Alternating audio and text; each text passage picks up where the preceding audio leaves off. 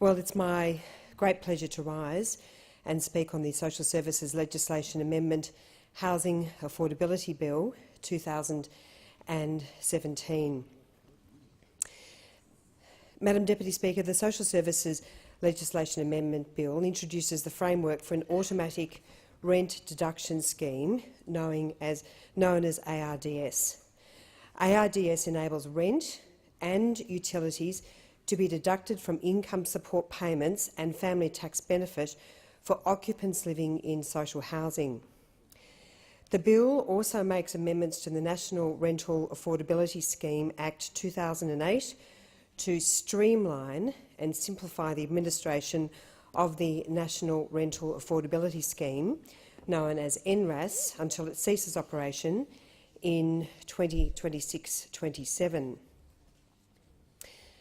Madam Deputy Speaker, the primary objective of the ARDS is to reduce the risk of homelessness for social housing tenants, particularly those in serious rental arrears who could face eviction or housing abandonment. Madam Deputy Speaker, we see this as fundamental for people facing housing stress to ensure that they have the security of housing, which we know is an absolute right in our community and in our nation. And I'm very pleased that the member for Mayo is supporting this bill. The government committed to implement a compulsory rent deduction scheme for social housing welfare recipients in the 2016-2017 budget, following a request by the states and territories. As a precondition for participation in the scheme, the Minister responsible for housing in a relevant state or territory must write to the Commonwealth Minister for Families and Social Services, setting out the social housing policies of the state or territories and how these policies protect tenants from financial hardship. And, Madam Deputy Speaker, I really want to emphasise here, this is about protecting tenants from financial hardship. The last thing that this government wants to see is people being evicted because they have struggled to pay their rent. This gives them security, this gives their families security, and we think that this is an incredibly important measure. And I want to stress, Madam Deputy Speaker, that the ARDS deductions are limited to amounts for rent and household utilities only, the absolute fundamentals.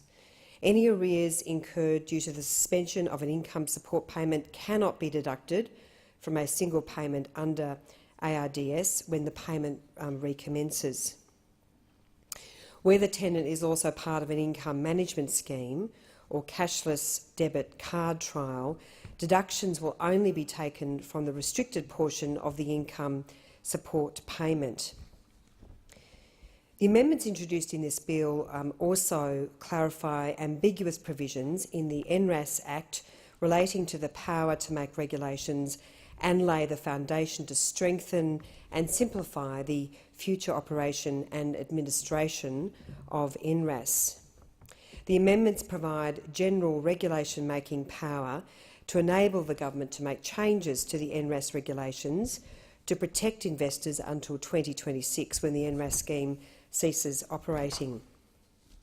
The amendments provide general regulation-making power to enable the government to make changes to the NRAS regulations to protect investors until 2026, when the NRAS scheme ceases operating. The amendments also include specific regulating-making powers to support the operation of NRAS and to further protect investors through changes to the regulations, including requiring participants to pass on state and territory investments to investors in a reasonable time, and also giving special dispensation where a tenant is inadvertently charged more than the 80% limit, provided that the tenant is compensated. Madam Deputy Speaker, while most approved participants in NRAS behave appropriately towards investors, a small number of approved participants do not do the right thing. They don't do the right thing, and that makes life exceptionally difficult for investors by not passing on incentives promptly and engaging in other undesirable conduct. The government's amendments will permit the Secretary of the Department of Social Services to accept an enforceable undertaking from an approved participant. It's really important to emphasise, Madam Deputy Speaker, that the government is committed to putting in place measures to reduce the risk of homelessness for social housing tenants and to reduce rental costs for low and moderate income households. The bill will do just that through the implementation of the ARDS and the amendments to the NRUS Act. And Madam Deputy Speaker, I do want to emphasise that so much of what the government is doing at the moment is concerned with addressing the issues of housing affordability and housing security.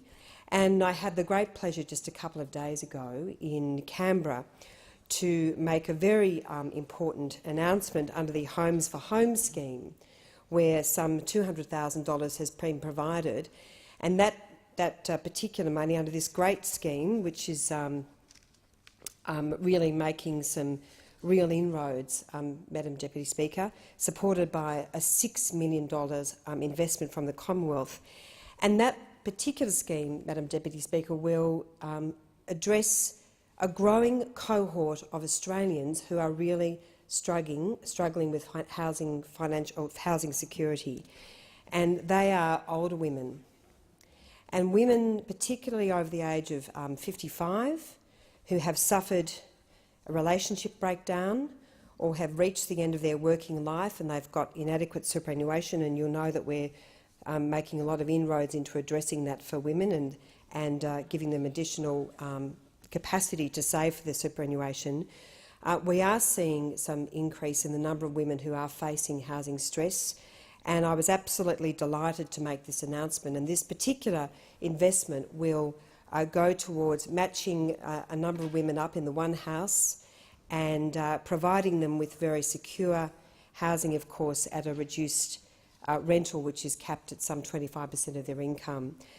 So right across the board, Madam Deputy Speaker, the government is working incredibly hard. And I do have to say, Madam Deputy Speaker, we are really concerned about some of the resistance on the other side of the House to the amendments and the proposal under our automatic rent deduction scheme. And I know, and I say this with a bit of regret, I know there is some members on the other side who support this, and there are quite a number of members, Labor members in the states and territories who also support this measure because, Madam Deputy Speaker, they see this as fundamental to housing security. If the rental payments and the utility payments are deducted from overall income, then a family has peace of mind. The risk of falling into arrears is dramatically reduced, and there is still scope, Madam Deputy Speaker, there is still scope for a family where there is particular financial pressures to raise issues in relation to the deduction and to deal with them on a case-by-case basis. And it is really incredibly disappointing, Madam Deputy Speaker, that we haven't seen universal support for this very important measure. It's really tough to secure social housing which provides families with the support that they need, at obviously a cost that they can afford. And we all know that families come under extraordinary financial pressures. It certainly happens in my community in Corangamite, and I know it happens all around the nation. And this really ensures that then when there are competing pressures, that the fundamentals are provided. The fundamentals are provided. Rent and utilities are paid for.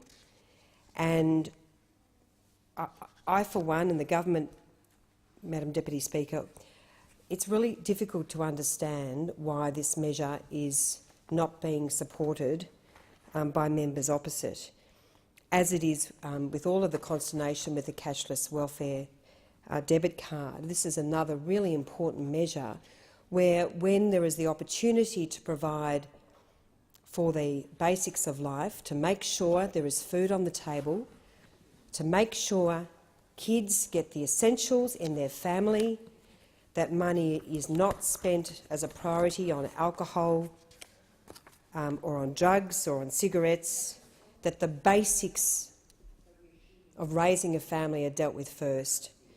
And this, of course, is a measure which has seen so much incredible support, particularly in the communities where it's being rolled out. We heard about this in question time yesterday.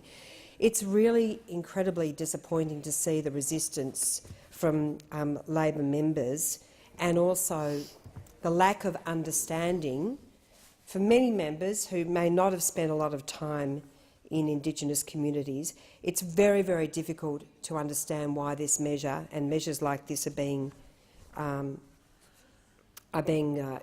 resisted. So, the other important thing I want to say, Madam Deputy Speaker, the ARDS responds to the concerns of the states and territories.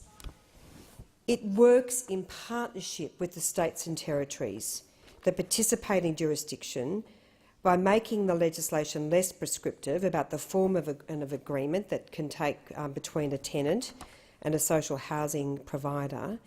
And it also clarifies that the definition of social housing lessor includes community housing providers registered under a law of a state or territory. And I know there is a lot of support in some states, including some of the Labor states, and I reference in particular WA, where the government, and this stems from some discussions that I've had, Madam Deputy Speaker, the government of WA, the Labor government of WA, recognises how important this is to the people of Western Australia.